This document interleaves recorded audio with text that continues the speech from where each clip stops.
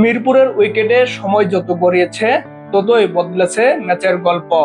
শুরুতে ধাক্কা, তারপর প্রতিরোধ, শেষ বিকেলে বাংলাদেশের নিয়ন্ত্রণ। 34 রানের লিড নিয়ে চতুর্থ দিনের খেলা শুরু করেছিল টাইগাররা, কিন্তু প্রথম ইনিংসের মতো এবারও ব্যর্থ দুই ওপেনার। 23 রান তুলতেই ফেরেন মাহমুদুল হাসান জয় ও সাদমান ইসলাম। দুই উইকেট হারিয়ে যখন চাপে বাংলাদেশ, তখন আবারও দায়িত্ব নেন অধিনায়ক নাজমুল হোসেন শান্ত। প্রথম ইনিংসের সেঞ্চুরির আত্মবিশ্বাস যেন ছড়িয়ে দেন দ্বিতীয় ইনিংসেও। এক প্রান্ত আগলে রেখে ধীরে ধীরে ম্যাচের রাশ টেনে নেন তিনি। শান্তর সঙ্গে জুটি করে প্রতিরোধে নামেন মমিনুল হক। পাকিস্তানি বোলারদের আগ্রাসী বোলিং সামলে দুজনেই বাড়াতে থাকেন লিড। বাংলাদেশ পেরিয়ে যায় 100 রানের লিডের মাইল ফলক।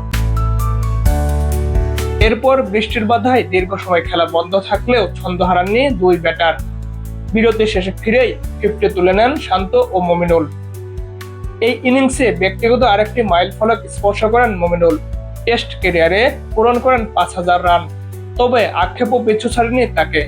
টানা পঞ্চমবার 50 পেলেও ছোঁয়া হয়নি সেঞ্চুরি।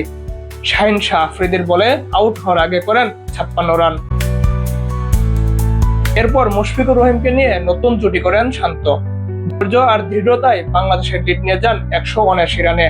দিন শেষে 58 রানে অপরাজিত থাকেন শান্ত। পঞ্চম দিনে তার সামনে উপেক্ষা করছে সেঞ্চুরির হাতছানি, আর বাংলাদেশের সামনে ম্যাচ জয়ের বড় সুযোগ। আরমান মুকুল, মেট্রো নিউজ।